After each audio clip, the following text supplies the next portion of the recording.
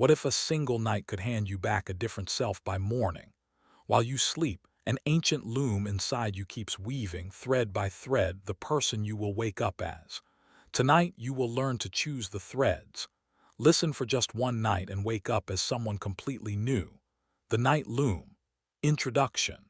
In the quiet country between waking and dreaming, a loom is standing.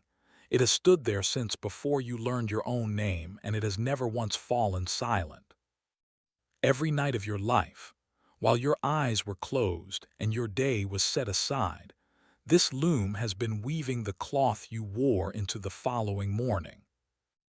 Your moods, your expectations, the strange certainty you carry about what is possible for you, all of it is fabric and all of it was woven in the dark. The old weavers understood what the hurried world forgot. The subconscious mind is not a vault and not a machine. It is a loom, patient and exquisitely obedient, and it weaves whatever thread is placed upon it. It does not measure a thread's worth. It does not refuse a color. A thought of lack and a thought of plenty are handled with the same devoted care, pass through the same shuttle, bound into the same rising cloth. The loom knows no difference between what is real and what is vividly imagined. It knows only what it has been given, and here is the tender secret of it all. The threads that matter most are the last ones. The final thoughts you carry across the border of sleep are loaded first onto tomorrow's loom, and the whole night works from them. This is why the wise ones guarded their last waking minutes the way a bride guards her veil. Not out of fear, but out of reverence, for they knew that what is woven in darkness is worn in daylight. You have not been doing anything wrong. You have simply been weaving without knowing you were a weaver. Tonight, that ends. Tonight you will sit down at your own loom for the first time, choose your threads with intention, and let the long, faithful hours of sleep do what they have always longed to do for you. Before we get into the book, comment "I am ready" to affirm your intention to the universe. Part 1. The Threads of Evening, Chapter 1. The Loom Behind the Eyes. In a narrow house at the edge of a weaving town, Adelaide Mercer sat each evening among spools of lace thread, finishing the day's work by lamplight. One autumn night, while sorting her late grandmother's sewing box, she found a folded note in faded ink. "The last thread chooses the cloth," it read. Adelaide turned the words over in her mind as she climbed the stairs to bed, and for the first time she noticed what she carried up those stairs each night. Worry about orders, rehearsals of old arguments, threads, every one of them laid carefully on a loom she had never known she owned. The wisdom hidden in that sewing box touches the deepest law of your inner life. Behind your closing eyes stands a loom that has never missed a night of work. Your conscious mind chooses and doubts and argues, but the deeper mind simply weaves. It accepts every thread you bring to the border of sleep, not because the thread is true, but because you brought it. What is woven in darkness is worn in daylight. Consider Thomas Whitfield, a clockmaker whose small shop had grown quiet over the years. Learning of this law, he began ending each day the same way. As he wound the last clock, he would picture his shop bright with customers and feel the satisfaction of hands busy with beloved work, carrying that feeling up to bed like a lit candle. Within weeks, an old client returned with 3 repairs and a friend. A collector wrote from the city asking after his work. The bell above his door, silent for so long, found its voice again. His quiet practice reveals that transformation begins not with effort in the day, but with selection in the evening. The loom asks nothing of you except better thread. Tonight, as you settle beneath the covers, become aware of what you are carrying toward sleep. Notice each thought the way a weaver lifts a thread to the lamp, without judgment, simply seeing its color. Then choose one thread worthy of the night, a picture of something going gently right, a feeling of quiet sufficiency. Hold its texture as your breathing slows and your limbs grow heavy against the sheets. Let sleep take the thread from your hands. The loom behind your eyes knows exactly what to do with it, and it will work faithfully until morning, weaving the first inches of a different cloth. Chapter 2. The Hour of the Open Gate. In the depths of a river valley, Edmund Hale worked the evening ferry, carrying the last travelers across the water as the light failed. He had crossed that river 10,000 times, yet he never lost his reverence for one particular moment, the brief silver hour when day had ended and night had not quite begun, when the water went still and the far bank seemed close enough to touch. The crossing is easiest, he would say softly to himself, when the river is between its two lives. You possess such an hour, and you pass through it every night of your life. As you drift toward sleep, your brain waves slow and soften, descending into the gentle rhythms the scientists call theta, and in that descent the busy gatekeeper of your conscious mind steps aside. The gate to the deeper country swings open. Thoughts entertained in this threshold hour travel further and root deeper than 100 thoughts shouted in the noise of noon, for they arrive not as visitors but as instructions. Iris Caldwell, a librarian in a hillside town, discovered the power of this hour by accident. For years she had used her last waking minutes to review the day's frustrations, filing each one carefully before sleep. When she learned of the open gate, she changed only that. In the final minutes, she began turning the pages of an imagined tomorrow instead, seeing herself unhurried, appreciated, at ease among her shelves. Within a month, her mornings arrived lighter. A difficult patron softened toward her. A grant she had quietly given up on was approved, and she noticed she had somehow expected it. Her experience teaches that the gate does not judge what passes through it. It simply stands open, briefly, every night for whoever remembers to choose. This evening, honor the hour. When you feel the first heaviness gathering in your eyelids, understand that the ferry has left the near bank.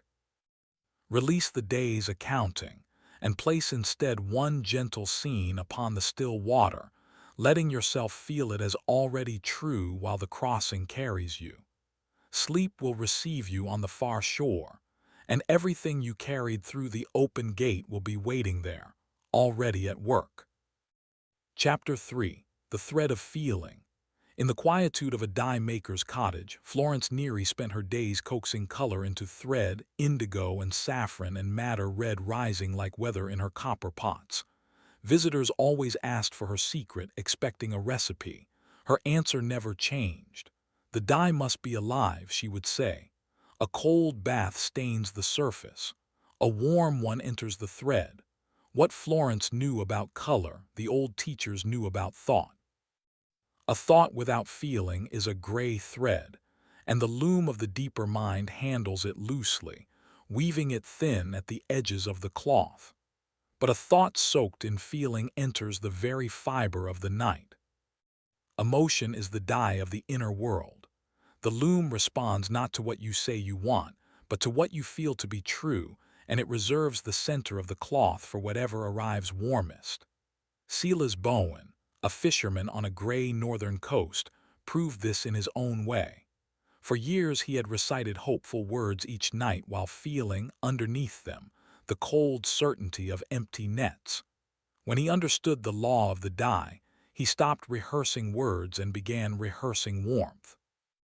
Each night he summoned the remembered feeling of a full catch, the weight in the ropes, the laughter on the dock, and he fell asleep inside that feeling as though inside a coat.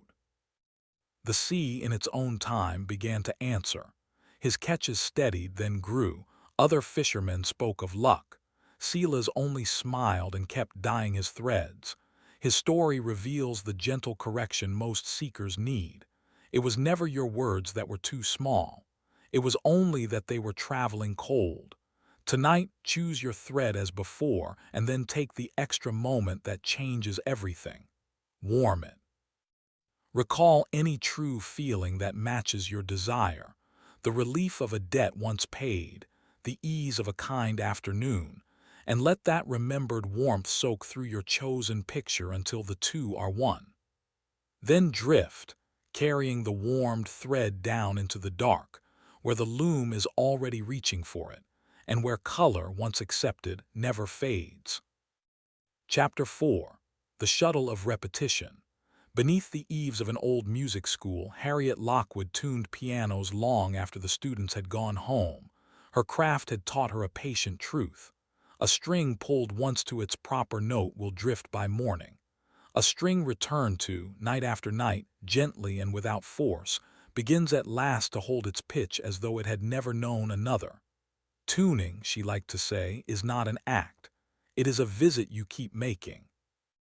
The loom of your deeper mind keeps the same law. A single beautiful thread, offered once, weaves a single beautiful line. But the shuttle of the loom is repetition, and it is repetition that turns a line into a pattern and a pattern into cloth. The nightly return matters more than the nightly perfection. What you bring to sleep occasionally becomes an ornament. What you bring to sleep faithfully becomes a self. Oscar Fenwick, a baker in a market town, learned this through flour and patience. Each night as he banked the oven's coals, he spoke the same quiet sentence and felt its warmth. Good bread, good people, a good morning coming. Nothing happened in the first days, and he expected nothing, for he was not performing a trick but keeping an appointment. By the second month, the sentence had stopped being words and become weather inside him. Customers lingered longer at his counter. A hotel across the square placed a standing order. His dough, the neighbors swore, rose differently, though only Oscar knew what else had risen. His practice shows that the deeper mind trusts what returns. Consistency is how the loom recognizes a true instruction from a passing mood. Tonight, and this is the whole of the ritual, bring back the same thread you chose last night. Do not improve it. Do not enlarge it. Simply return to it the way Harriet returned to her strings, with a light touch and no doubt, feeling its familiar warmth as your breath lengthens toward sleep. Let the shuttle take it once more across the loom. Night by faithful night, the pattern is settling into the cloth, and the cloth is settling into you. Chapter 5. The Unjudging Loom.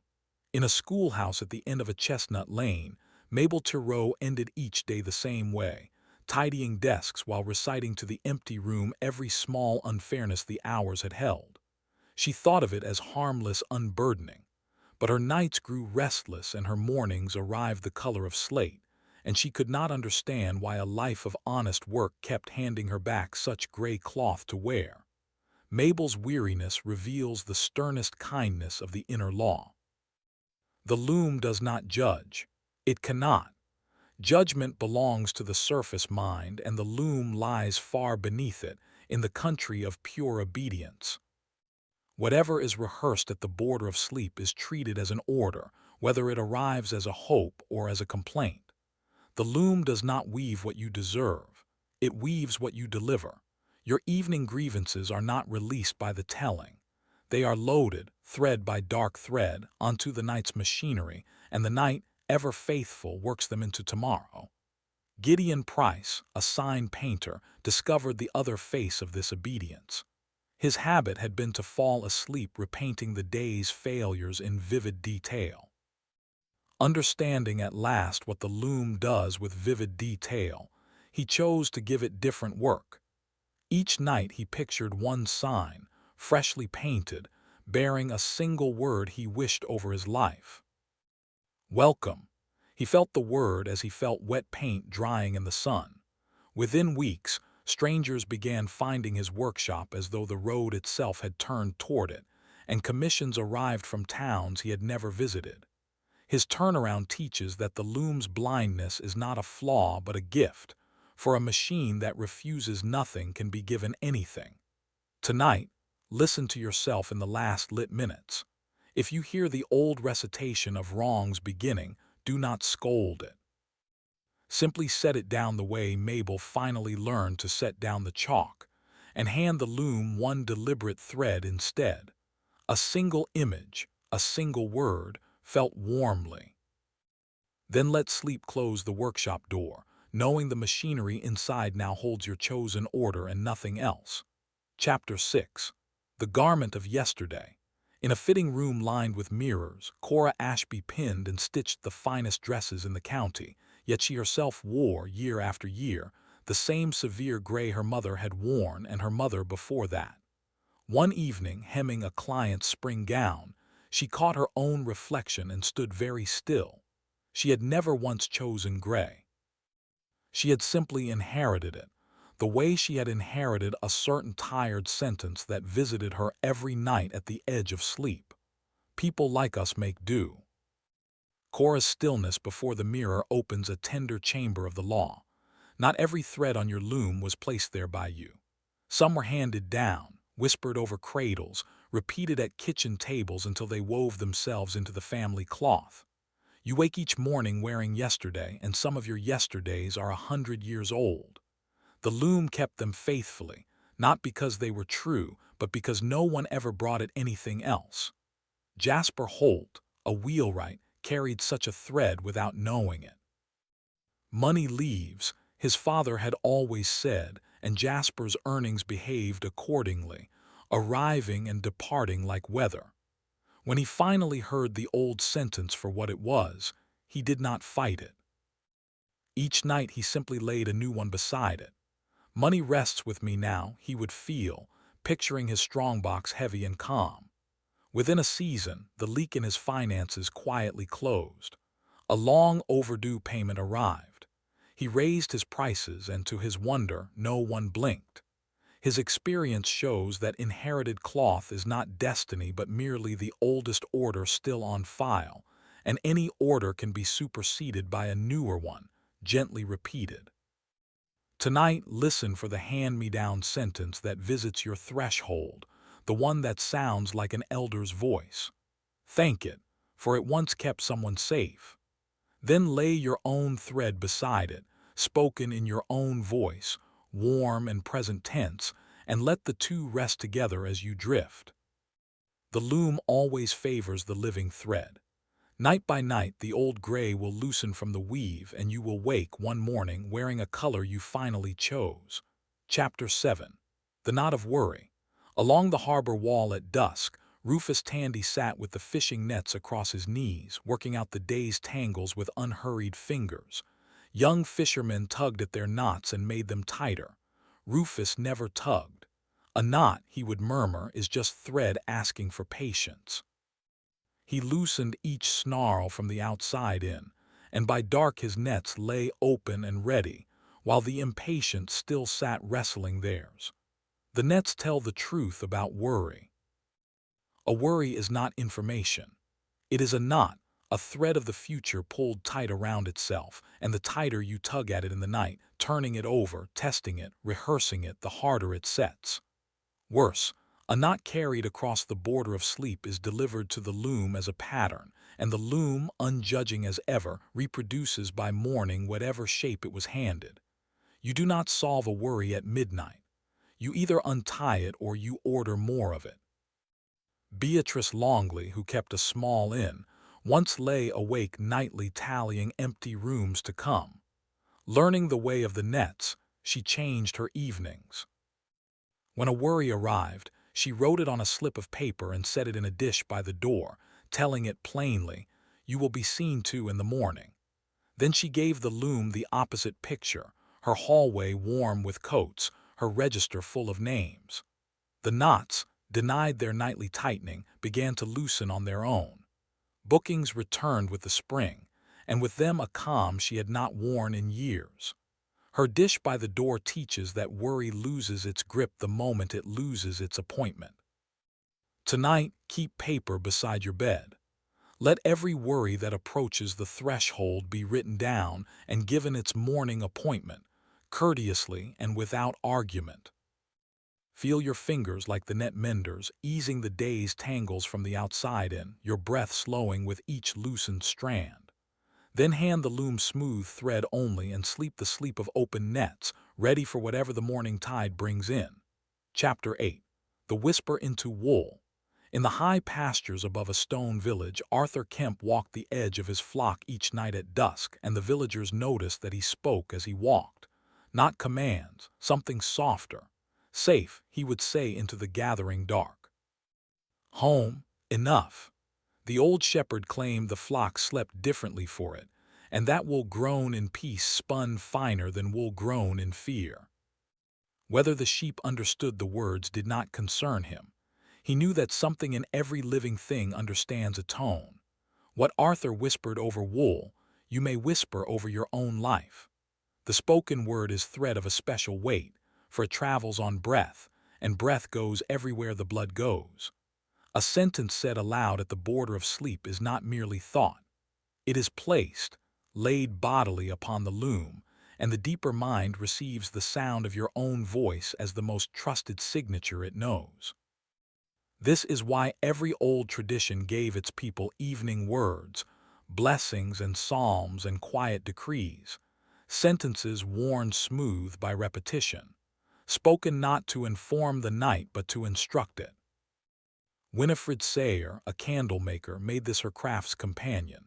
Dipping her final candles each evening, she spoke with each descent into the wax, light in this house, light in my hands, light on the road ahead. The words kept rhythm with the work until they were part of it. In time, her small shop became the one travelers mentioned to each other, the one that felt, they said, inexplicably kind. Her candles sold in towns she had never seen. Light, whispered nightly, had learned her address. Her dipping song reveals that the voice is a shuttle all its own, and it never returns empty. Tonight, choose 3 words, no more, that describe the cloth you wish to wake in. Peace, plenty, beloved, whatever is yours.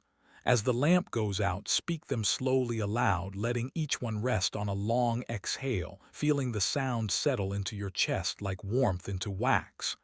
Then let the whisper carry on without you, down into the wool of sleep where every gentle word keeps grazing until dawn. Chapter 9. The First New Thread. In the loft of the weaving hall, Everett Shaw, youngest of the apprentices, was granted at last the honor every apprentice dreads and dreams of, a night alone at the great loom. The masters gave him no pattern and only one instruction. Weave one true line, they said, and let the loom teach you the rest. All night he worked by a single lamp, choosing his thread, warming it in his hands, passing the shuttle with the patience of the nets and the faith of the shepherd. By morning he had woven barely a hand's width of cloth. The masters examined it in the window light for a long time. It is begun, they said, and in the guild's old language, that was the highest praise there was. Everett's night gathers everything you have learned into a single practice, for you now hold all the elements of the evening craft. You know the loom stands ready behind your eyes, unjudging and faithful. You know the open gate of the threshold hour, and that feeling is the die, repetition the shuttle, the voice a signature, and the page by the bed a home for every knot. Tonight, these stop being lessons and become a ritual simple enough to keep for the rest of your life. Let it unfold like this. As you lie down, set your worries on their paper and grant them their morning appointment. Choose your one thread, a single scene from the life you are weaving, and warm it with a remembered feeling until it glows. Speak your 3 words aloud into the dark. Then return, as you did last night and will tomorrow, passing the shuttle once more, asking nothing dramatic of the hour, keeping only the appointment. There is a quiet dignity in this, the dignity of every craftsman who ever trusted a process larger than a single night's work. You are not forcing a new life. You are apprenticed to one, and apprenticeship is not hurried, only kept. Let sleep find you mid-practice, thread in hand, and be unconcerned with how much cloth the night produces. It is begun, and what is truly begun the loom never abandons. Before we get into the next chapter, you can download a free ebook version of this audiobook completely free. It's the first link in the description and in the pinned comment below this video. Part 2. The Weave of Deep Night. Chapter 10. The unraveling of regret. In a flower shop on a rain-colored street, Delia Bloom moved among the buckets each evening with her small scissors, deadheading the spent blossoms so the living ones could drink. Customers sometimes winced to see her cut away so much. Delia never did. The stem cannot feed what is finished, she would say, and what is finished, if left in place, quietly takes the water from what is trying to bloom. Her scissors hold the gentlest teaching in this book. Regret is a spent blossom that the heart, out of loyalty, keeps watering. The old mistake, the word said or unsaid, the turn not taken, each one draws nightly from the same water meant for tomorrow, and the loom, receiving these withered threads at the threshold, dutifully weaves their gray into every morning. You are not asked to pretend the past was other than it was. You are asked only to stop feeding what is finished. Percival Dunn, a bookbinder, carried one regret for 20 years, a falling out whose pages he reread every night at the edge of sleep. When he finally understood what the rereading cost, he treated the memory as he treated a damaged book. He did not tear it up. He rebound it. Each night for a week, he pictured the old scene closing softly like a cover and spoke over it the binder's blessing. This story is complete, and I release it to the shelf. He slept deeper that very week. Within the month, to his astonishment, a letter arrived in a handwriting he had not seen in 20 years, beginning with the words, "I have been thinking of you." His letter suggests that what we release from the nightly weave, life itself is often freed to mend. Tonight, choose one spent blossom, only one. See it clearly, thank the stem that grew it, for even regret was once an attempt at love, and then let Delia's scissors pass. Feel the cut as relief, not loss, the water turning at once toward the living buds. Then sleep, lighter by one gray thread, while the loom weaves on with what remains, which is everything that still wants to bloom. Chapter 11. The Loosened Grip. In the quietude of a hillside pottery, Nell Sorrell taught her students a first lesson that had nothing to do with clay. She would place a lump in their hands and tell them to grip it as hard as they could. Then she would show them what their strength had made, a strangled shape, cracked at every finger line. Clay answers pressure with fracture, she would say, opening her own palm where a bowl was rising like a slow breath. It answers holding with form. The wheel of the deeper world turns by the same law. There is a way of wanting that grips all knuckle and demand, and the night answers it as clay answers force, with resistance and crooked results. And there is a way of wanting that holds, open-palmed, certain, unclenched, and to this the night gives form. Desire is not the problem. Desperation is, for desperation whispers to the loom the very thread it fears, and the loom weaves not the wanting but the fear inside it. Bertram Ives, an orchard keeper, learned this among his apple trees. In lean years he had paced the rows nightly, gripping the harvest in his mind, counting and recounting fruit that had not yet formed. The counting years were always the worst. The year he finally loosened, ending his evenings instead with a slow walk of gratitude for blossoms, bees, and rain, feeling the orchard already generous, the trees answered with the heaviest crop of his life. Neighbors called it weather. Bertram, pressing cider in the cool of October, knew which weather had changed. His orchard confirms the old paradox that the surest hands are the open ones, for the universe pours most freely into a palm that is not clenched. Tonight, notice how you are holding your desire. If you find the fist, do not fight it. Simply breathe out and let the fingers of your mind uncurl, feeling the wish rest on your open palm like clay finding its center, wanted deeply, gripped not at all. Then let sleep turn the wheel. Form comes in the night, and it comes to the unclenched. Chapter 12. The Mending of the Torn Hour. Beneath the window of a mending room, Louisa Cratchit restored old quilts that families brought her wrapped in tissue and apology. They always pointed first to the tear. Louisa barely glanced at it. She was looking, she explained, for the pattern the quilt had been trying to be, because a mend that only closes a hole leaves a scar, while a mend that continues the pattern leaves a quilt. When she finished, grandmothers would search the fabric and fail to find where the sorrow had been. Her needle carries a secret the ancients guarded closely. The threads of memory are not fixed. A torn hour from your past, revisited each night in its old ruined form, is rewoven nightly exactly as it was, scar upon scar. But the loom holds no calendar. Approach the same hour in the drifting minutes before sleep, and it lies unusually soft, willing, like fabric warmed in the hands. There you may mend it, not by denying the tear, but by continuing the pattern, seeing the scene again and letting it resolve the way the deeper pattern of your life required. The kinder words spoken, the door opened, the child comforted. Simon Ferry, a letter carrier, kept one such hour, a harsh goodbye at a train platform, delivered and redelivered to himself for years. Learning the mender's way, he began revisiting the platform nightly, and each night the scene softened further, until in it he heard himself say what he had truly meant. A strange peace followed him on his rounds, and when, months later, chance placed the old friend on his route, the meeting unfolded with an ease that startled them both, as though somewhere the pattern had already been continued. His platform teaches that we do not falsify the past by mending it. We complete it, and the completed past stops bleeding into the present. Tonight, if an old tear surfaces at the threshold, do not turn away.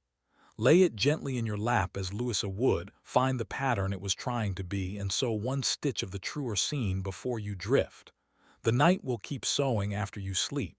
Mended cloth wakes warmer, and so will you. Chapter 13. The Dark Dye of Fear. In the blue hour after sunset, Amos Tremble walked his town with a brass pole and a small flame, lighting the lamps one by one. Children sometimes asked him if he was ever afraid, out alone in the growing dark. Amos would crouch to their height and share the lamplighter's secret. The dark is not against the light, he would say. The dark is what the light is for. Without evening, his work meant nothing. The very thing the children feared was the reason his flame had a purpose at all. His rounds illuminate the truth about fear that changes everything once it is seen.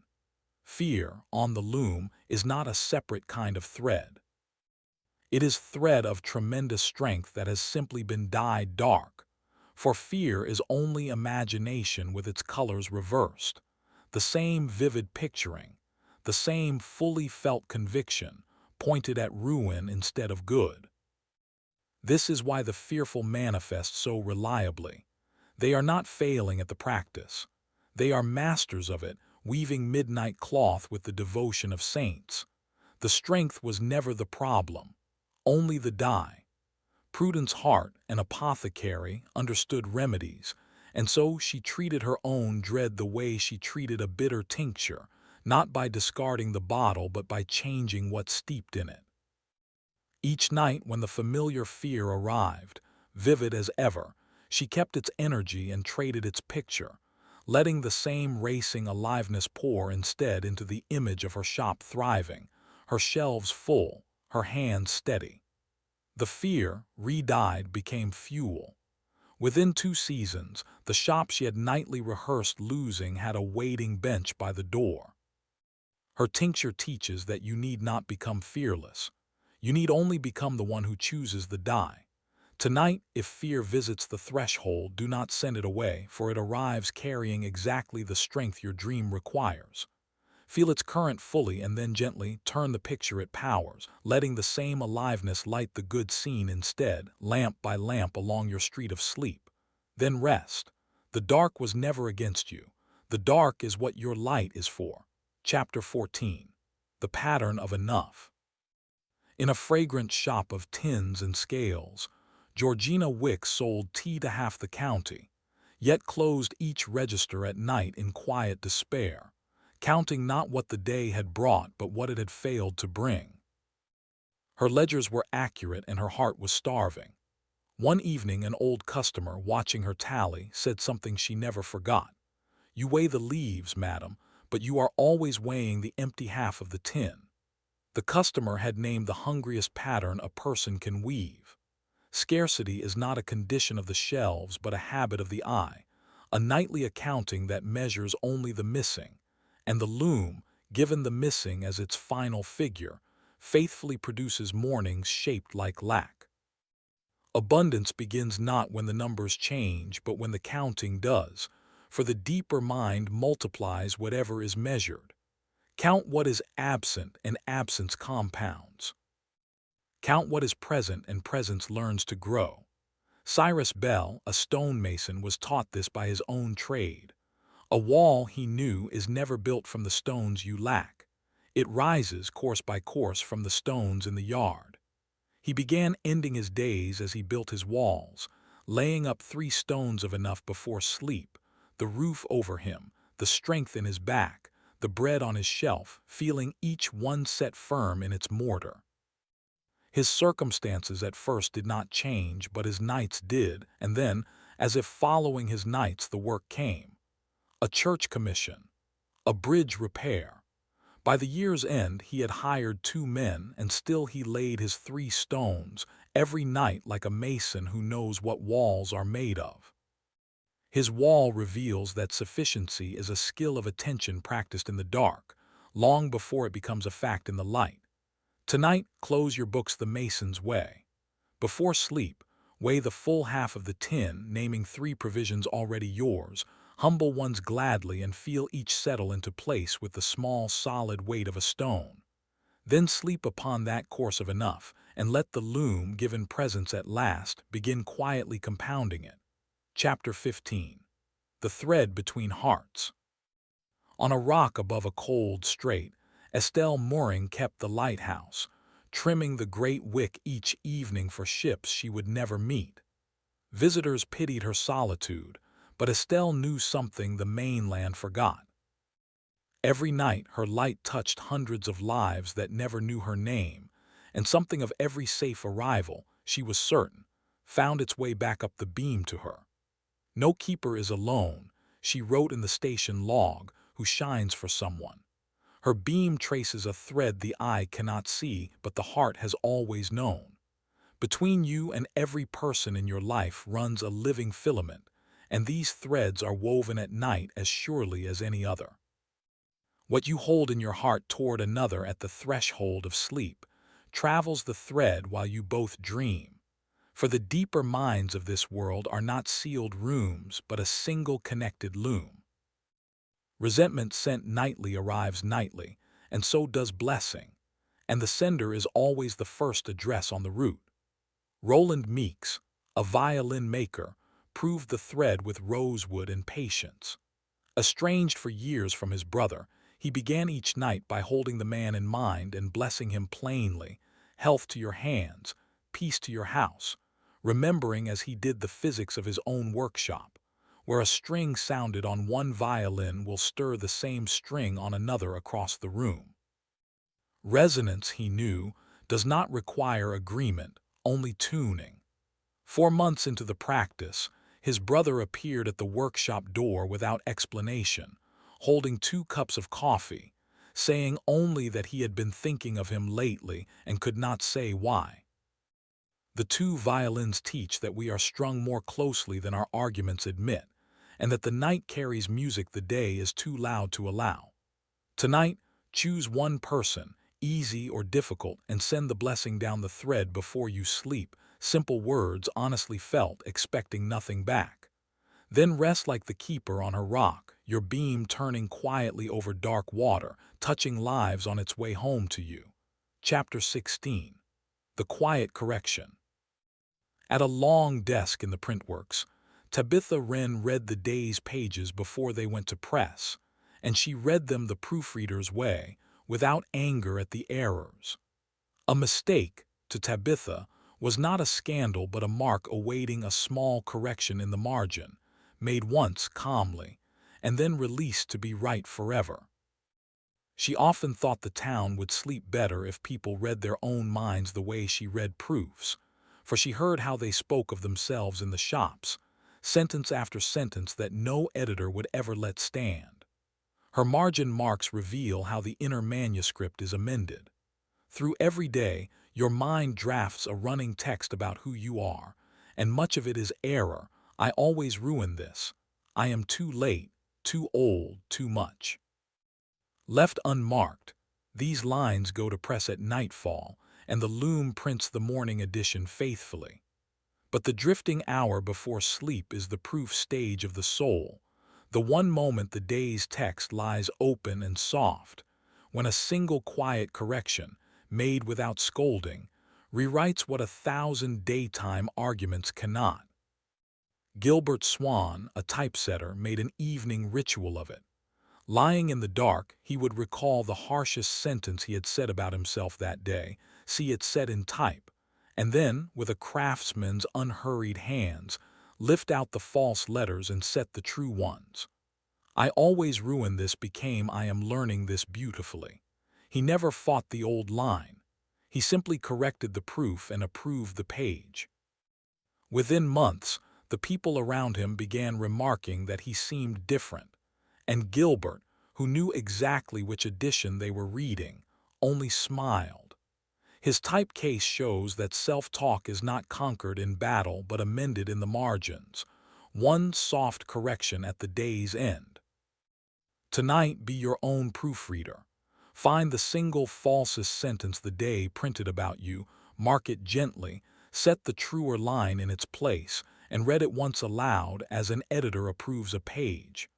Then send the manuscript down to the presses of sleep, corrected, and wake tomorrow holding a kinder edition of yourself. Chapter 17. The Weight Set Down. Under the awning of the old hotel, Howard Quill had carried travelers' luggage for 30 years, and in 30 years he had learned the porter's one commandment. The bags belonged to the journey, not to the man. Every evening when his shift ended, Howard set down whatever he was carrying at the exact line where the lobby carpet met the street, and he crossed that line empty-handed, no matter whose trunk had been heaviest that day. Porters who carried the bags home in their minds, he had noticed, grew old twice as fast. His carpet line marks a border your evenings have been missing.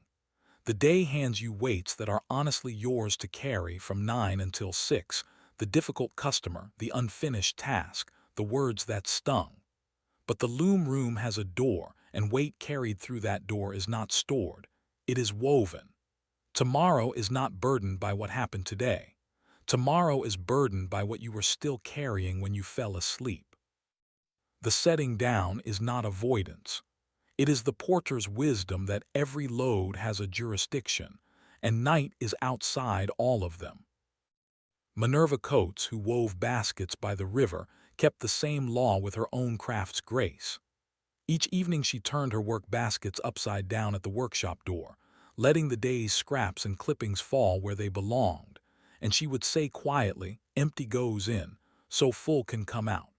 Her nights, once crowded, grew spacious, and her mornings began arriving with ideas so fresh that other weavers came asking where she bought her patterns. From the empty basket, she told them, and they thought she was joking. Her doorway teaches that the night cannot fill what the day is still occupying. Tonight, find your carpet line. At the bedroom door, pause and set the day down piece by piece, naming each weight as you lower it. This stays here until morning, this stays here, this stays here.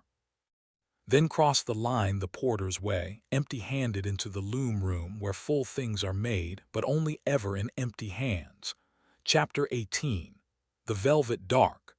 On the flat roof of his house, Elias Thorne charted stars for the Maritime Almanac, and he loved what most of the town merely endured, the coming of full darkness. Neighbors drew their curtains against the night. Elias climbed toward it. He knew what every astronomer knows and every frightened child has backwards, that the stars are not absent by day. They are present always, and it is only the darkness that permits them to be seen. Night, he wrote in his almanac, is not the sky failing. It is the sky confiding. His rooftop corrects the oldest slander in the human heart, the belief that darkness is emptiness. The dark hours you have spent this book learning to use are not a void the light abandoned. They are a workshop, the one condition under which certain makings become possible at all. Seeds ask for darkness. Healing asks for it. And the loom itself works only after the lamps are out, for the deep mind, like the stars, is drowned by the glare of the day's thinking and confides only in the velvet hours. Ada Fernsby, a portrait photographer, guarded this truth with a locked door. In her darkroom, with the world shut out, images rose slowly out of blank paper in the developing bath, faces arriving where there had been nothing. Whenever an anxious customer knocked too soon, she would call through the door the sentence that ought to be embroidered over every bed in the world. If you let the light in now, you lose the picture.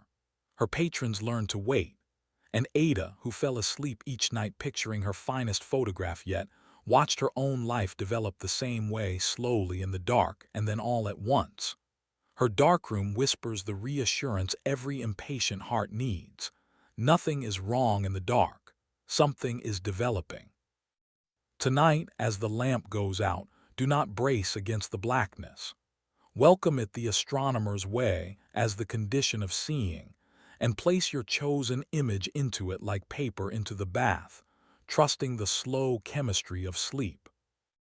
Then rest in the velvet unafraid while the picture of your different life quietly continues to appear. Part 3. The Patterns of Becoming. Chapter 19. The Cloth of the New Name. In a shop window crowned with ribbon, Celia Marchbank made hats, and she had watched all her life what a hat does to the person beneath it. Timid clerks tried on a banker's Homburg and stood differently before the mirror. Weary mothers beneath a feathered brim recovered, for a moment, some forgotten heiress in the glass. It is not the hat, Celia would tell her apprentice. It is the permission. People carry a wardrobe of selves inside them, and most are only waiting to be worn. Her mirror opens the boldest possibility of the loom. Until now you have been weaving improvements into your existing cloth, but the deeper mind holds patterns for entire garments, whole selves, and it does not insist that you earn them thread by thread. It asks only that you try them on. At the threshold of sleep, identity is a fitting room. The one who lies down as the struggling clerk and the one who lies down, in feeling, as the person they intend to become, are giving the night two different garments to finish. And the night finishes what is worn, not what is wished. Nathaniel Voss, a map maker, understood that territories follow their maps. For years he had drawn himself, nightly and without knowing it, as a man of small margins. Then he began the fitting. Each night before sleep, he drew the new map inward, walking as the man whose work hung in captains' cabins, feeling that man's unhurried certainty in his own shoulders on the pillow. He did not argue with his circumstances.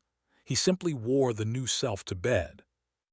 Within the year, a shipping company commissioned his coastal charts, and the letter, he noticed, was addressed to exactly the man he had been drawing. His charts confirm that the world reads your name from the cloth you sleep in. Tonight, visit the fitting room. As you drift, put on the whole garment of your becoming self, the posture, the calm, the quiet knowing, and notice it needs no alteration, for it was cut to your true measure long ago.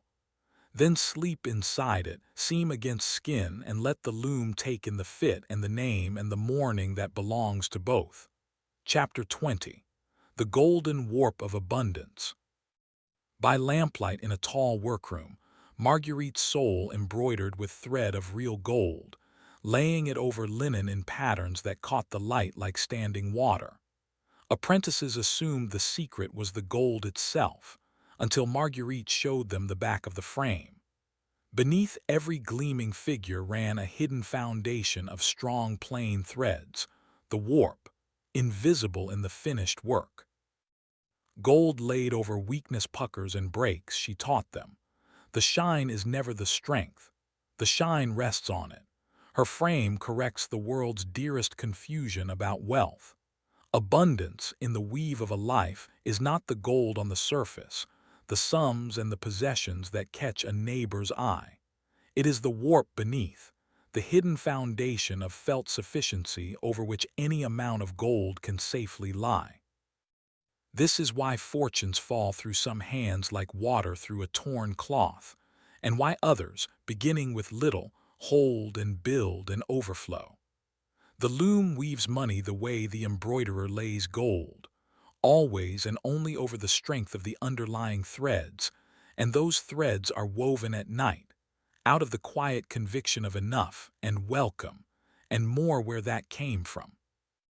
Desmond Sparrow, a grain merchant, rebuilt his warp after a fire took his warehouse. Ruined on paper, he refused to be ruined at the threshold. Each night he lay down feeling the fullness of harvest he could not yet see, the smell of new grain, the weight of full sacks, thanking the coming season as though its wagons were already in his yard. Credit found him first, then a partner, then the harvest itself, and within 3 years his new granary stood larger than the one the fire had taken. The town called it resilience. Desmond called it the warp. His granary teaches that prosperity is rewoven from beneath, in the dark, before it ever shows gold to the street. Tonight, work on the foundation. Let your last feeling be the plain, strong thread of enough and increasing, laid calmly across the loom without a single anxious knot. Then sleep, and let the night stretch that warp taut and true, ready to carry whatever gold the coming days lay over it. Chapter 21. The Loom of the Body. In a garden of labeled beds, Opal Rainey grew her remedies and taught her patients a truth stranger than any tincture. The body you will wear next season, she liked to say, is being grown tonight. She had read that the flesh renews itself continually, cells retiring and cells arriving in their millions through every sleeping hour, and it had changed the way she spoke over her own bones at bedtime. To Opal, night was not rest from the body's work. Night was the body's workshop, and every workshop, she knew, follows its foreman's instructions. Her garden brings the loom home to the flesh itself. Of all the cloth woven in your sleeping hours, none is more literal than the body, which repairs, replaces, and rebalances itself most deeply in the dark. And the foreman of that night shift listens at the threshold.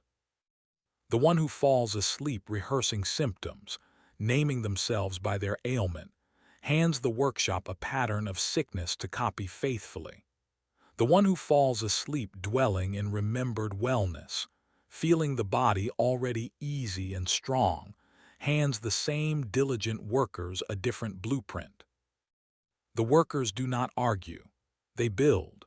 Wesley Crane, a boatwright, put the blueprint to the test after an injury left his shoulder stiff and his livelihood in doubt. He knew how a hull is repaired, plank by plank from a drawing of the whole boat, never from a drawing of the whole. So each night he lay still and felt his shoulder as it had been in his best summer, sanding a gunwale in long, easy strokes, and he fell asleep inside that motion. His recovery outran the predictions of everyone in the yard, and the day he lifted a mast unaided, he patted the shoulder like a finished hull. His yard reminds us that the body reads drawings, and we are the ones who leave them on the workbench each night. Tonight, leave a kind blueprint. As you settle, move your attention gently through your body, and wherever it rests, feel wholeness there, remembered or imagined, the workshop lamp glowing over an image of you well. Then sleep, while a million small workers read the drawing and build. Chapter 22. The Tapestry of Love Received. In a sunlit room of pins and tulle, Lucille Fanning sewed wedding gowns, and over the years she had noticed a quiet sorrow in her trade. Some brides stood for their fittings apologizing, for their shoulders, for the cost, for the fuss, unable to stand still inside something made purely to honor them. Lucille would lower her pins and say the same soft sentence every time. The gown is not asking you to deserve it. It is asking you to wear it. Her fitting room touches the tenderest thread on any loom, the thread of love received. Many faithful weavers master every practice in this book and still wake unaccompanied in one particular way, because they have woven, deep in the old cloth, a pattern that says love is for others, or must be ceaselessly earned, or costs too much to accept. And the loom, obedient as always, arranges a life that matches the pattern, admirers kept at arm's length, kindness deflected, gifts returned unopened. It was never that love failed to arrive. It is that the cloth had no place prepared for it to land. Emmett Rowe, a beekeeper, understood receiving as a discipline. His hives had taught him that honey flows to the keeper who approaches calm and open-handed, and is withheld from the one who comes braced and grasping. He began approaching his own nights the same way, falling asleep with his hands open on the quilt, feeling himself easy to love and glad to be loved, letting imagined warmth land on him without flinching. In the spring, a widowed schoolteacher began stopping at his stall, and Emmett, practiced at last in receiving, did not deflect her kindness. They were married among the hives in June. His June teaches that love is not summoned. It is permitted, and permission is woven in the dark. Tonight, practice the bride's stillness. As you drift, let yourself be loved in imagination, fully, without apology or repayment, feeling the warmth land and remain. Then sleep with open hands, while the loom sews, at long last, a place in your cloth for love to live. Chapter 23. The Pattern That Repeats. In the long rooms of a wallpaper works, Dorothy Vale cut the printing rollers whose carved designs repeated a motif across mile after mile of paper. She could glance at any papered parlor and find the repeat, the exact width at which the roses or the trellises began again. And walking home past lit windows, she had begun, almost against her will, to see repeats in lives as well. The friend whose romances all ended in the same room of the same argument. The cousin whose fortunes rose and collapsed on an almost seasonal schedule. Nobody, Dorothy realized, is living random events. Everybody is living a roller. Her workshop names what your history has been trying to show you. The recurring situations of a life, the same betrayal in new faces, the same collapse at the same altitude, are not fate and not chance. They are the repeat of a pattern carved long ago into the roller of the deeper mind, printing faithfully across the wallpaper of the years. And this recognition, which stings at first, is in truth the great liberation, for a repeat, once seen, reveals the existence of a roller, and a roller can be recut. The events were never the problem. The carving was. Clement Ashford, a tile setter, found his own repeat in the pattern of almost. Projects, friendships, savings, all of it rising beautifully and faltering just before completion, again and again, like a floor abandoned one row from the wall. Once he saw the roller, he took it to the loom. Nightly, he laid the missing row in imagination, feeling the deep click of things completing, the last tile setting flush, the grout drying, the room finished and walked upon. Completion, rehearsed until it felt native, began appearing in his days. The next project ended. Then the next. The pattern had been recut and the paper printed new. His floor teaches that we are never condemned to the old repeat, only uninformed of the carving room. Tonight, name your repeat without shame, and then carve one pass of its opposite, living the completed version through to its final, satisfying row. Then sleep, while the roller turns in the dark, printing, for the first time in years, a different wall. Chapter 24. The Border of Peace.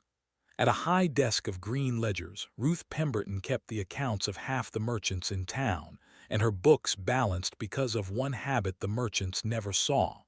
Ruth ruled her margins first. Before a single figure was entered, she drew the clean red lines that declared where the numbers could live and where they could not, and no entry, however urgent it claimed to be, was ever permitted to cross into the margin. A page without borders, she said, is not a ledger. It is a spill. Her red lines draw the pattern most gentle souls are missing. Many devoted weavers give the loom their beautiful threads each night and cannot understand why the cloth of their days keeps tearing, and the answer lies at the edges. A cloth is held by its border. A life is held by the same, by the woven edge called no, the selvage that keeps every other thread from unraveling into other people's demands. Boundaries are not walls against love. They are the hem that lets the cloth be used and washed and lived in without coming apart. And like every strong hem, they are sewn most easily in the quiet, in advance, at night. Ezra Whitlock, a fence maker, put it plainly to every customer who felt guilty ordering his work. A good fence, he would say, is how neighbors stay fond of each other. Ezra had learned to build his own fences at the threshold of sleep, rehearsing calmly in imagination the 2 or 3 refusals his gentleness had always surrendered, feeling himself decline with warmth and stand easy afterward. The rehearsed no, he found, emerged in daylight without trembling, and to his quiet astonishment, the people he refused respected him more, not less. His time returned to him like fields reclaimed. His fences teach that peace is not the absence of demands but the presence of edges. Tonight sow one length of hem. Choose the boundary your heart already knows it needs and live it once in imagination, kind, unhurried, final, feeling the calm that follows. Then sleep within your own borders, whole cloth at last, held gently at every edge by a line you drew yourself. Chapter 25. The Silver Thread of Gratitude. At a bench of small hammers, Agnes Corliss worked silver, and she knew what the buyers of her candlesticks did not, that silver untended goes dark. Tarnish, she would explain, is not dirt arriving but shine neglected, and the cure was never a grand restoration, only the small nightly cloth, a minute of polishing that kept a lifetime of light. Her own pieces, decades old, still threw candle flames across the room, not because they were finer, but because they were touched, gratefully, every day. Her polishing cloth reveals the maintaining thread of the whole weave. Gratitude in the cloth of a life is the silver thread, and it runs through every pattern this book has taught you, brightening whatever it crosses. But its deeper office is stranger and more practical still. The loom, you remember, multiplies whatever is measured, and gratitude is measurement of the most concentrated kind, a nightly counting of the present good so vivid that the deeper mind receives it as an order for more. Thanksgiving is not the receipt you sign after delivery. It is the requisition that causes the next one. Barnaby Grady, a market gardener, kept accounts in thankfulness the way others kept them in coin. Each night, walking his rows in the last light, he thanked aloud, naming the lettuces, the rain barrel, the robin, the aching but able knees, and he carried the warmth of the naming into bed like soil warmth into a cold frame. His garden outgrew its fences within 2 years, and when the town asked his fertilizer, he laughed and told the truth, which no one believed. "I think it taller," he said. His rows teach that appreciation is not sentiment. It is horticulture, practiced in the dark, on everything you wish to see grow. Tonight, take up the small cloth. Before sleep, polish 3 pieces of your present life with slow, specific thanks. Humble pieces gladly, the warm bed, the working lungs, the one who came to mind just now. Then sleep among your brightened silver and let the loom, reading gratitude as the order it truly is, arrange the next delivery. Chapter 26. The Dream Loom's Answer. In a workshop of tiny brass teeth and combs, Vivian Osler built music boxes, and she had a habit the neighbors thought charming and she knew to be practical. Whenever a mechanism defeated her, she did not force it at the bench.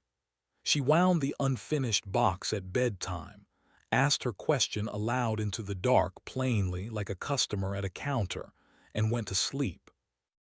More mornings than she could count, she woke with the solution arriving like a remembered melody, complete, obvious, as though someone in the night had leaned over the workbench while she slept. Her workbench introduces the loom's most generous service, one the great inventors and composers used shamelessly while the rest of the world called it luck. The deeper mind is not only a weaver of moods and circumstances. It is a solver, with access to everything you have ever seen, read, felt, and forgotten, and it works your questions through the night the way it works your threads, provided the question is actually delivered. Most people carry their problems to bed as worries, which the loom weaves. The practiced carry them as questions, which the loom answers. The difference is only in the handing over. Frederick Lane, a well digger, staked his trade on it. Where to sink a well on difficult land was a costly guess, so Frederick learned to ask the night. Standing on a client's field at dusk, he would hold the question simply, "Where does the water want to be found?" then sleep without strain. Twice that season he woke with a picture of a particular corner of a particular field, and twice the drill struck clean water at depth. His clients called him gifted. Frederick called himself merely polite, a man who asked properly and did not interrupt. His wells teach that the night knows, and that knowing is released to those who ask and then genuinely sleep. Tonight bring the loom one question instead of 10 worries. Ask it aloud once simply and then release it completely, the way you drop a letter through the slot, trusting the carrier. Then sleep, and in the morning before the world rushes in, lie still a moment and listen for the melody. Chapter 27. The Rehearsal of Mourning. Behind the stage of a small theater, Hattie Colborne kept the wardrobe, and she had dressed enough opening nights to know where performances are truly decided. Not before the audience, she would say, pinning a hem in the lamplight, but in the empty hall the night before, when the actors walk the scenes with no one watching. A play rehearsed until it lives in the body cannot be stolen by nerves, for on opening night the actors are not attempting. They are remembering. Her empty hall completes the evening craft with its most delicious practice. You have learned to weave feelings, identities, and healings, and now you may weave events, for tomorrow itself can be rehearsed. The deeper mind, given a vivid walkthrough of the coming day at the threshold of sleep, treats the rehearsal as a prior performance, and you step into the actual morning the way seasoned actors step on stage, with the strange calm of repetition, meeting moments your body is sure it has met before. The difficult conversation arrives pre-softened. The examination room feels familiar. The day, in some quiet way, cooperates with its own script. Rupert Dane, the theater's stage carpenter, borrowed the method for a morning he dreaded, the presentation of his renovation plans to the town council. For 5 nights he played the scene at the threshold, feeling his voice steady, seeing the drawings admired, hearing the chairman's gavel confirm the vote, and he let each rehearsal end in the warmth of hands shaken. On the actual morning, walking to the hall, he was startled by his own tranquility, and when the gavel fell in his favor, a part of him smiled at the familiarity. He had, after all, attended this meeting 5 times already. His gavel teaches that tomorrow is a script the night is glad to stage in advance. Tonight, rehearse one scene from tomorrow, the single moment that matters most, played through to its good ending twice with feeling. Then sleep like an actor after a strong final run-through, needing nothing more, for the morning is no longer a premiere. It is a return engagement. Part 4. The Cloth of Mourning. Chapter 28. The Gentle Waking. In the blue half-light before the village stirred, Susanna Pryor crossed the wet grass to the dairy, and she handled the first minutes of morning the way she handled the cows, slowly, with a low voice and no sudden moves. Milk lets down for the calm, her grandmother had taught her, and startles away from the rough. Susanna had come to believe the same of mornings themselves. A day grabbed by the collar gives grudgingly. A day approached gently gives everything it has. Her wet grass turns our attention at last to the far side of the night, for the loom's finest cloth can be torn in the first careless minute of waking. There is a threshold at dawn as surely as at dusk, a tender crossing when the night's weaving is newly finished and not yet fastened, and the world has trained you to violate it, to seize the clamoring device, to flood the new cloth instantly with alarms and strangers' angers and yesterday's undone list. The old weavers rose differently. They understood that the first minute claims the day, and they gave that minute deliberately to the weave. Tobias Wren, who rang the church bells, embodied the art in bronze. His predecessor had begun each morning by hauling the great bell into a clanging alarm. Tobias began instead with the smallest bell, one soft note, letting it fade completely before the next, the peal gathering slowly like light itself, and the village, without knowing why, began describing its mornings as kinder. Tobias only nodded. He knew that how a thing begins instructs everything that follows it, in bells and in days. His first soft note teaches that waking is not an interruption of the practice, but its harvest, and harvests are gathered gently.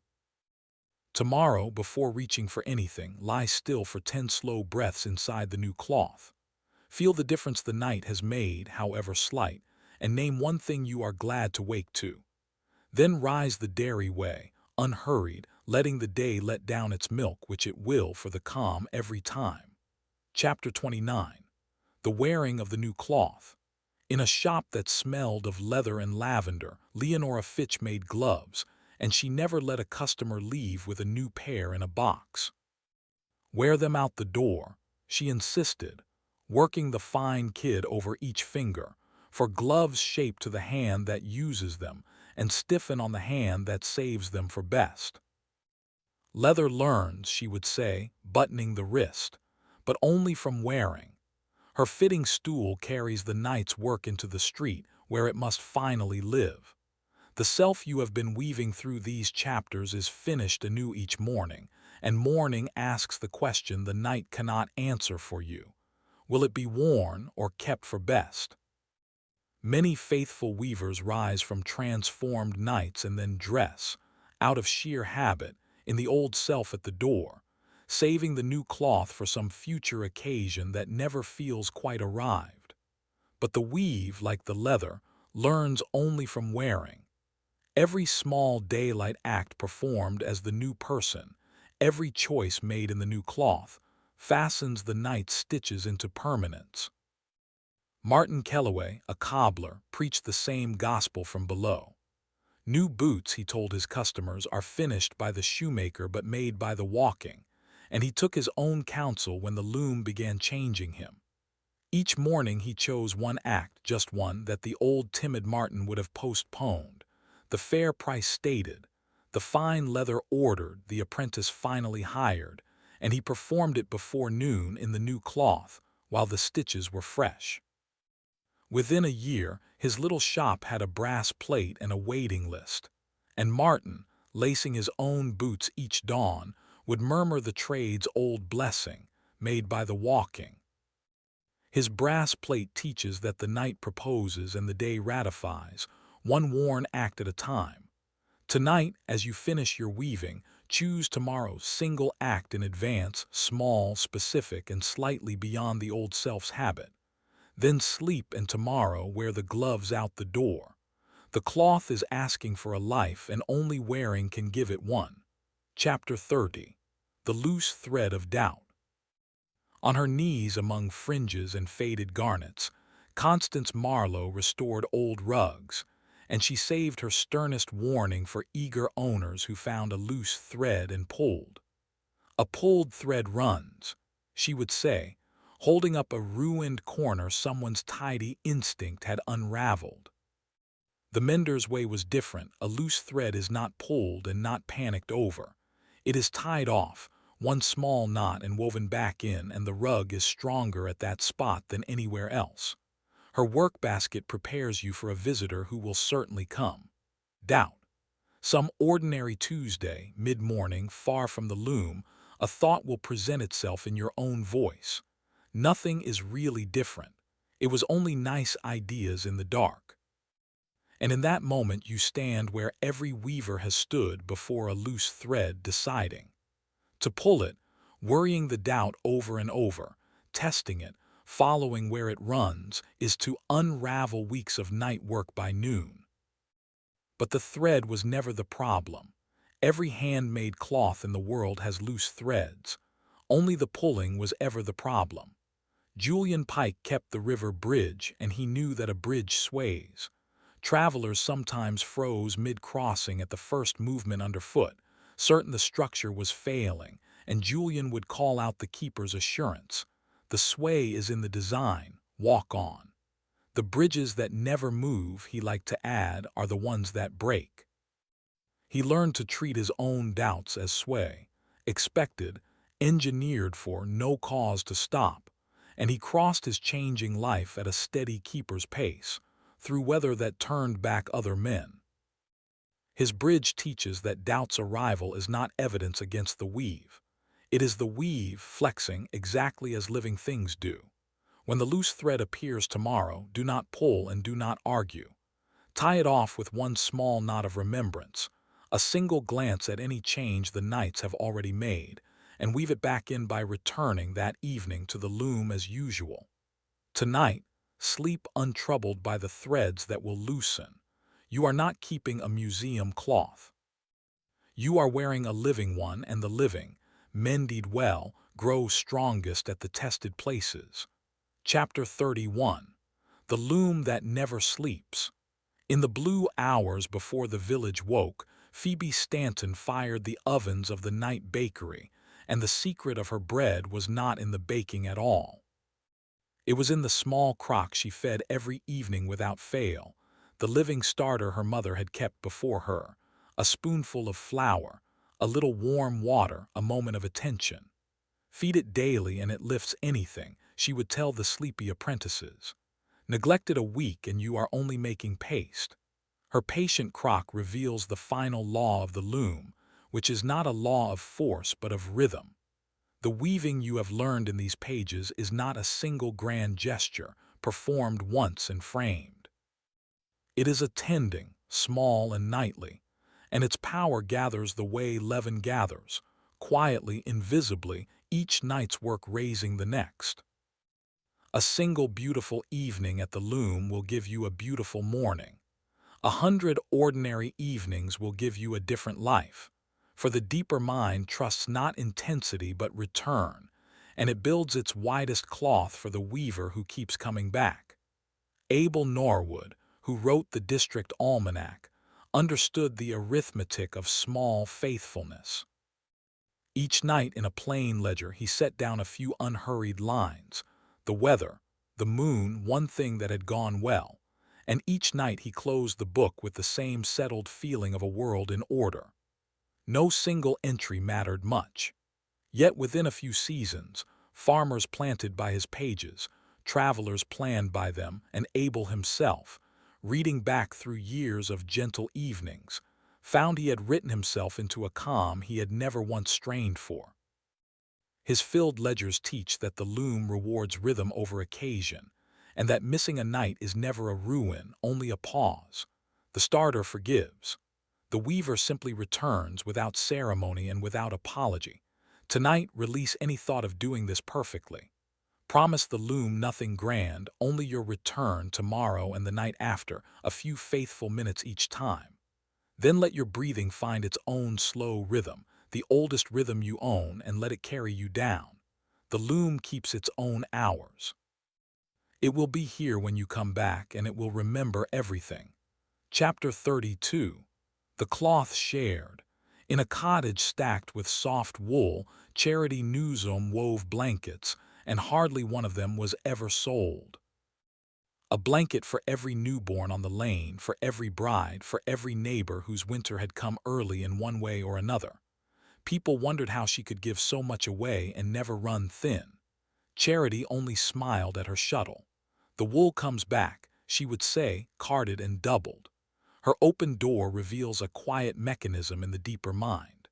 When you weave a thread of good for another person, feeling their fortune as warmly as your own, the loom does not record the address. It records the pattern. Blessing rehearsed is blessing learned. And a mind that falls asleep generous falls asleep inside the feeling of plenty, which is the very dye of abundance.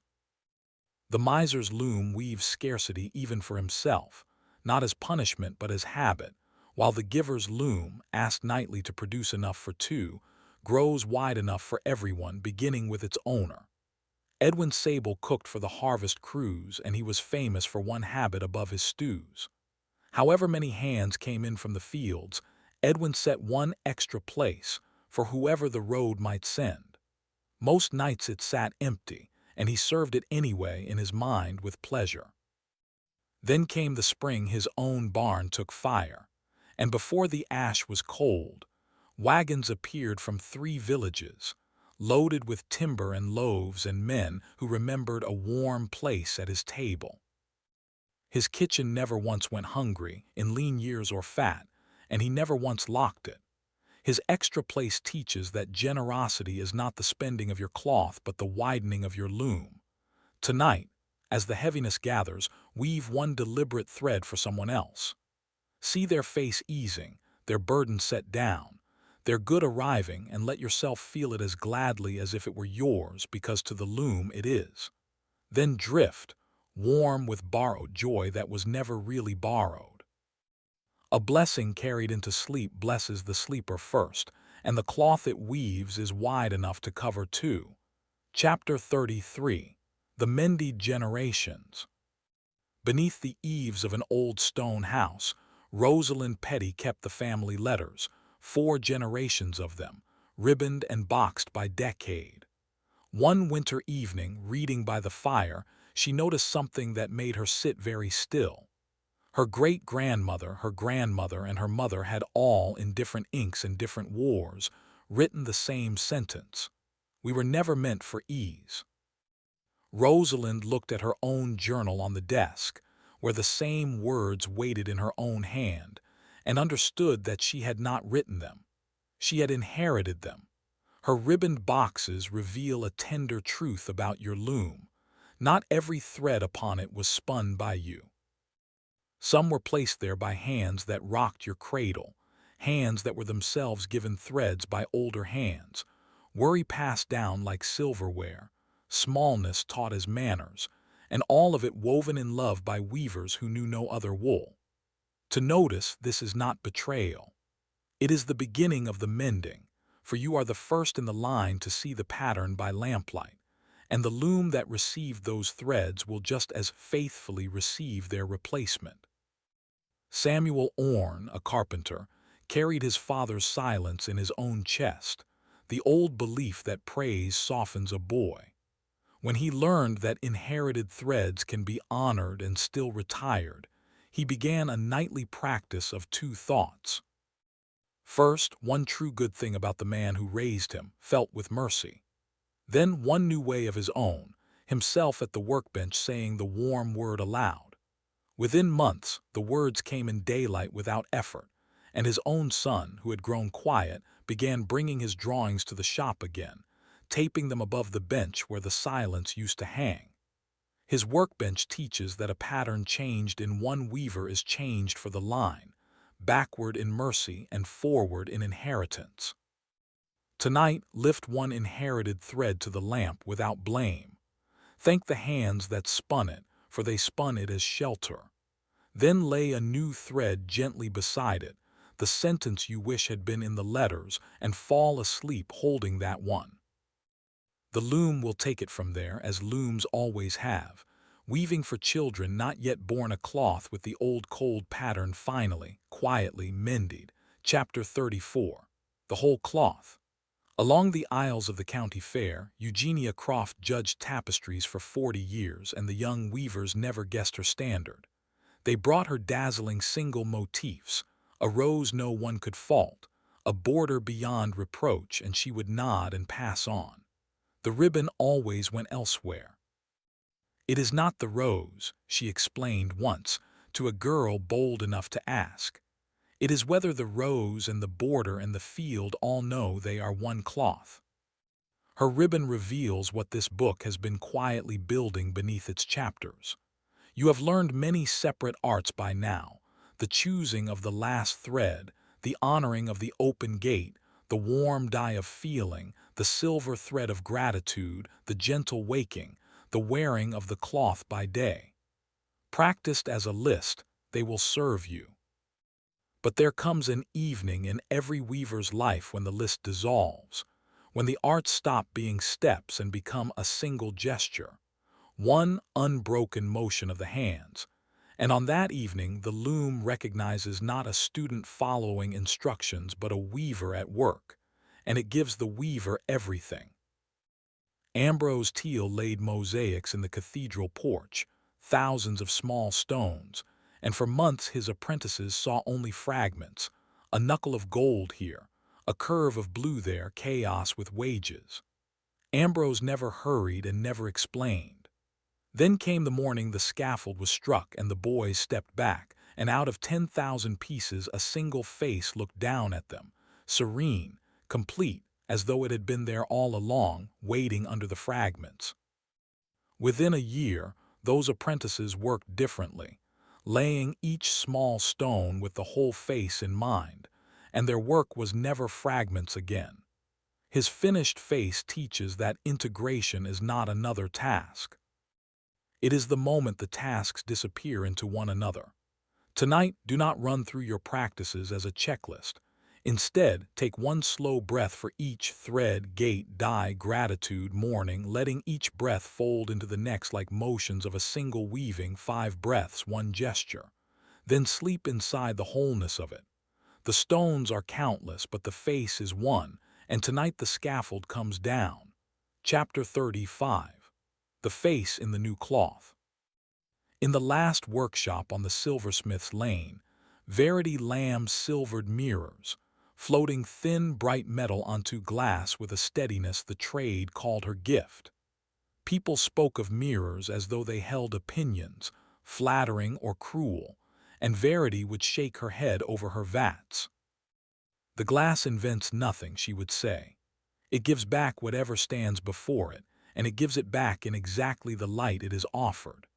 Her quiet vats hold the final teaching of the night loom, the one all the others were weaving toward. The world you will walk through tomorrow is silvered glass. The faces of strangers, the tone of rooms, the way chances open or close as you approach, all of it gives back, with heartbreaking honesty, whatever self is stood before it. You have spent these nights changing what stands before the glass. That was always the whole work. Not persuading the mirror, not polishing the mirror, not pleading with reflections, but weaving, thread by nightly thread, a different one who looks. And Verity knew the moment her customers never expected. A woman came in year after year to complain that every mirror in her house had grown unkind, and Verity silvered her a flawless new glass. And the woman returned, softened and puzzled, saying the new mirror was kind. And so, strangely, were the old ones now, and so was the baker, and so was the light on her street. Verity only wrapped the woman's parcel and smiled at what she could not sell and did not need to. The mirrors had not changed twice. The woman standing in them had changed once. Her wrapped parcel teaches that you will know the weaving has taken not by searching your reflection, but by noticing the world's new gentleness toward you and tracing it home. Tonight, the last ritual is the simplest of all. As sleep gathers you in, see tomorrow's world greeting someone, a warmer morning, an easier street, doors that seem oiled, and understand with a small settling smile that the someone is you, the one the loom is finishing tonight. Then let go completely. The weaving is in faithful hands. They have held the shuttle since before you learned your own name, and tonight, at last, they hold your chosen thread. If you enjoyed this audiobook, I created a free ebook version for you. It's the first link in the description and in the pinned comment below this video. Conclusion: the morning you were promised. The night is almost ready for you now. Feel how different it seems from the night you began with. No longer a blank hallway between 2 days, but a lit workshop, warm with wool and patience, where the oldest craft you own goes on without your effort. You brought so little to the loom at the start. A folded note about last threads, a ferryman's silver hour, and look at what your hands know now. You know that the deeper mind refuses no thread and weaves whatever it is brought. You know the open gate at the edge of sleep, and the warm dye of feeling that carries a thought into the very fiber of the night. You know the silver thread of gratitude, the mended pattern of the generations, the wide cloth of the giver, the gentle art of waking, and the day's quiet duty to wear what the night has made. You know that doubt is only sway in a living bridge, and that the loose thread is tied off, never pulled. Most of all, you know this: you were never broken. You were only weaving without knowing you were a weaver, faithful all along to patterns you never chose. That innocence ends tonight, and nothing about you needed fixing for it to end. The loom was never the problem. The loom was always the gift, waiting, obedient, tireless, for you to sit down at it awake. So let this last page set you down gently at its bench. Choose your final thread of the night with all the tenderness you have learned. Feel it warm in your hands. Give it to the dark with complete trust, the way Adelaide climbed her stairs, the way the ferry leaves the near bank, the way the extra place is set. And in the morning, when the first soft light finds you, lie still for a moment inside the finished work, because the promise in this book's title was never a figure of speech. Listen for just one night, and you wake up like a completely different person. Not because a miracle struck you in the dark, but because, at last, the one who fell asleep chose the threads, and the one who wakes is wearing them. What is woven in darkness is worn in daylight. If these nights have served you, subscribe so the next book can find you the way this one did. Sleep now, weaver. The shuttle is moving, the cloth is rising, and morning is already on the loom. If you enjoyed this audiobook, I handpicked this next book, which will change your life.